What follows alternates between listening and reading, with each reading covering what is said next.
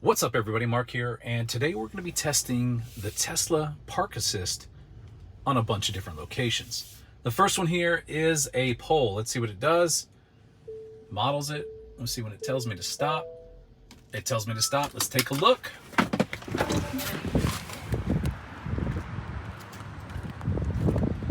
A little bit far, but not too bad. Better safe than sorry. Let's take a look back on the screen and see what we've got here.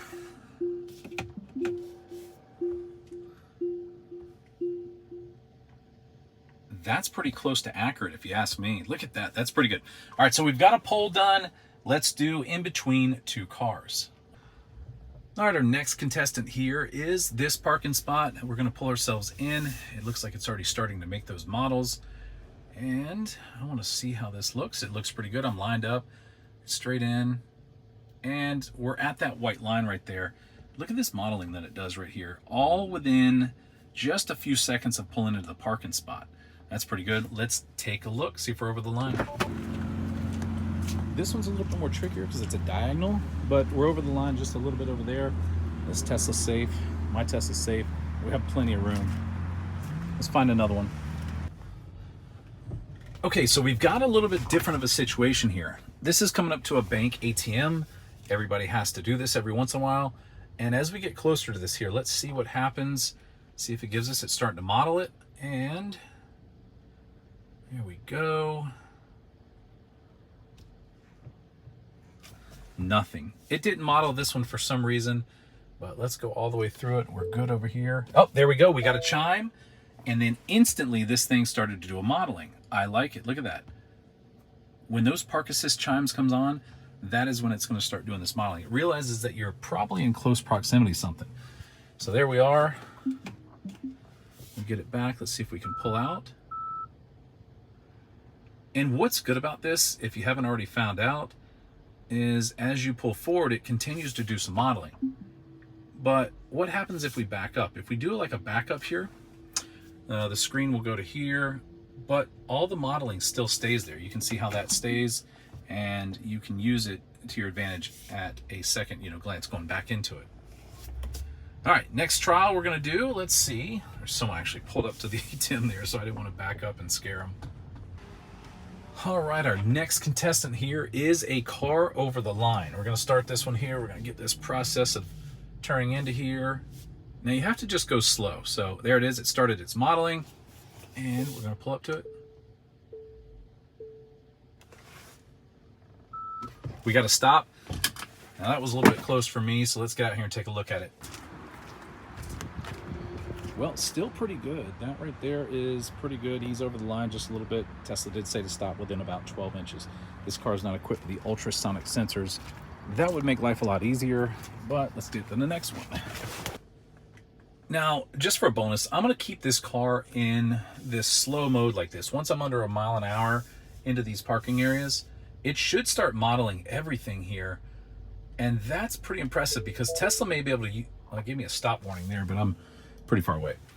But Tesla may be able to use a lot of this data, maybe with 3D rendering and modeling of mapping. I don't know. There's probably some points of data in here that they could probably sell, I would imagine.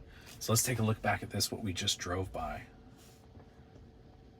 It looks like it purges some of the data out of its memory there as you get further away from it. But I bet if we back up, it will, look at it, showing us the curb there in orange, so that in case you get close to it. Let's get close to it and see what happens. There we are, starting to get red. There's a stop. That's pretty cool. Let's flip out here and see what we got. That's pretty nice. Let's zoom in on that. There's that map that it made. We'll get a full screen here in just a second. But let's see where it told us to stop. Right at the curb. Wow. Let me full screen this and spin this around as we take a little bit of a creep forward. Oh, there's a pedestrian back there. Yep, they're going to the restaurant. So as we go forward, it's still doing its modeling here. It shows the curb is orange, and sure enough, it told me right when I was about to hit it. We're going to do the same thing as we go up here, except for we're going to try and hit this curb here and see what it does. So I'm going to creep up to it slow. It would be nice if there's a button to activate this. All right, told us to stop there. Let's see what it looks like outside. Here's our modeling. It did the curb. That one's a little bit further off, but it's still safer than sorry, so that's pretty good. Okay, so what we're gonna do now is we're gonna do a height test. Let's see if this thing can pick up height. Something like a tree branch hanging down. I don't know if we have one here, but there's one in front of us. And no, doesn't pick. There's a little bit of the tree right there. You can see it. There's the branch right there that it's kind of like picking up. But let's see if we can find a better one. This one over here looks pretty good. It's low hanging. And we're gonna go up to it. And let's see. Look at that. It renders the tree branches above, and it also shows some orange on it. Look at that. There it is right there. You can see that it renders the branches. Let's see if we get closer.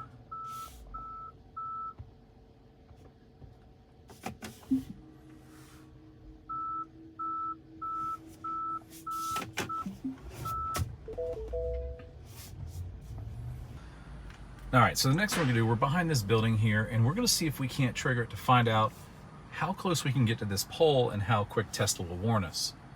We gotta get those safety chimes. There it is, it just chimed for us. Now we're gonna pull up to it up until it says to stop.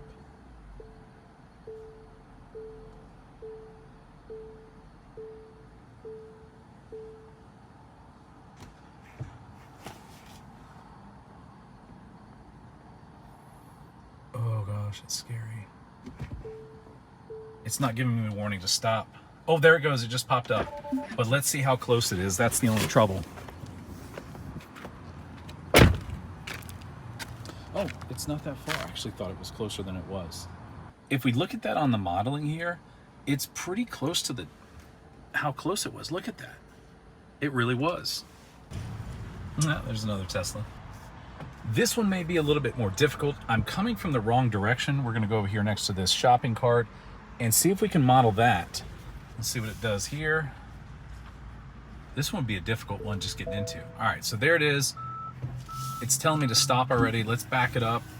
See if we can align ourselves into this one. Now the modeling is still there. It shows everything that's there. And it has that little curb there, but it's not showing the shopping cart raised. All right, let's go in here. All right, it gave me a stop warning right there. Let's turn the wheel and get away from it. It's not really mapping that shopping cart. But it is pretty far away.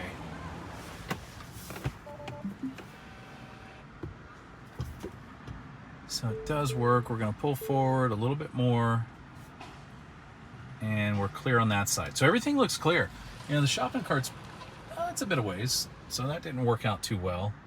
But we were able to manage ourselves through it. And we didn't get any warnings except for the beginning there where it popped that one up. But that's what that rendering looks like right there.